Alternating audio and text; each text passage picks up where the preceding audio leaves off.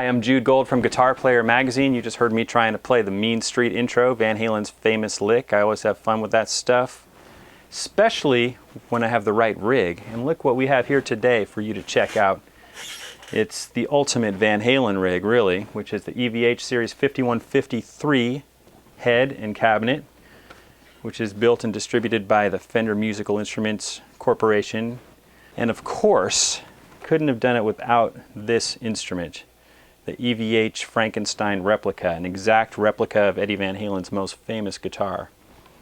If you want to read the full review, you should read Matt Blackett's review in the April issue of Guitar Player Magazine with your friend Alan Holdsworth on the cover. Great interview. First thing you've probably heard about it is its immense price tag. It does retail in the arena of about 25 grand, and there's only a few of them. The reason it costs so much is the custom shop luthiers toiled over each one of these for weeks to make it exactly the same as the famous Van Halen guitar that it is built after, Eddie Van Halen's Frankenstein guitar. The guitar in question was originally had this kind of a crisscross stripe pattern that you may remember, but it was black and white, and it was on the cover of Van Halen 1. He soon thereafter, after people were copying him, and even some companies were even selling similar guitars with similar paint jobs and just copying his game, he threw everybody off the trail by ripping up the pick guard, putting in a dummy pickup here that doesn't do anything. This thing is about, seriously, 2/3 of an inch below the strings. It's not even in pickup range per se. Throwing in some electrical junk here. This looks like an old 5-way switch. And he painted it red, white, and black to make his even more unique than it already was before. The mojo of this guitar is this pickup, which is modeled after Eddie Van Halen's original pickup, which he potted himself after several failed attempts with other pickups. It has no spring mounts. It's bolted directly into the body. You can see here, this is a replica of the way that Van Halen routed his own guitar. You know, to some luthiers, this would be ghastly. But to him, it was function over form. You know, there's nothing uncool about this guitar at all. This pickup was made and approved by Van Halen and Seymour Duncan. Seymour Duncan built it for him. Van Halen was in the shop approving it, looking for the right harmonic range.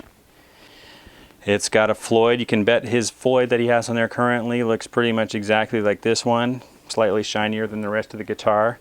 It's got the authentic must-have 1971 quarter, which he used to use as a trem stop to kind of make the trem land a little bit higher than it would normally. You'll see the back of the guitar, all its patented reflectors. You can bet that on his Frankenstein, this one is probably cracked just like that. Springs are in the same positioning with the one angled kind of funny on the bass side as it connects to the brass trem block. It's got the authentic 2 blobs of schmutz here, whatever this tar is. I'm pretty sure it's there. Cigarette burns in the right place.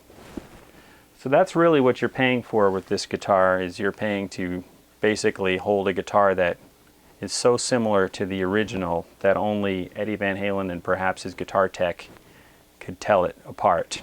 Surprisingly, not the lowest action in the world. It's not like a shred metal setup. It's a little more of a bluesy setup than that, with the high frets.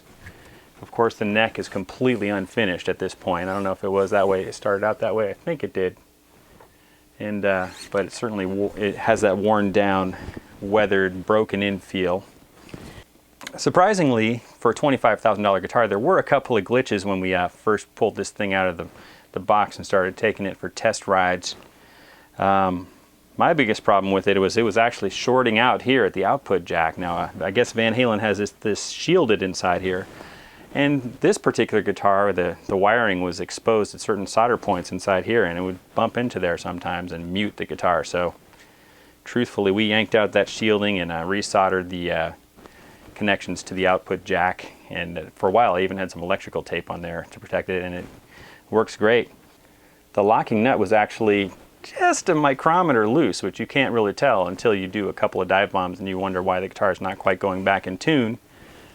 easily fixed with a couple of quarter turns, maybe a half turn on these two hex bolts in the back. The only other kind of wonky thing was the bar was actually basically, it was on there, but it was hanging by a thread, and it was so loose. It's still loose, and Eddie Van Halen apparently keeps his bar pretty loose, but this is a lot tighter now. But nonetheless, this is just an absolute thrill ride for any Van Halen fan, or any fan of rock history. You know, this thing has so much of that vibe on there and that mojo. You really feel like you're in Eddie's shoes, in the classic Van Halen shoes, especially when the pickup gives you these tones that really do sound like classic Van Halen. I would compare it most, after having plugged it into a couple of Marshalls and the 5150, to the Women and Children First era Van Halen, which is that kind of scrappy, bluesy, but big rock metal sound that he had on that record.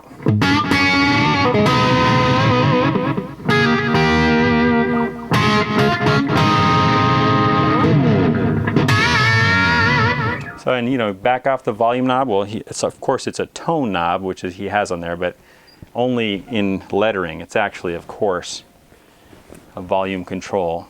Back off on it and you get some nice half dirty, you know, half clean sound.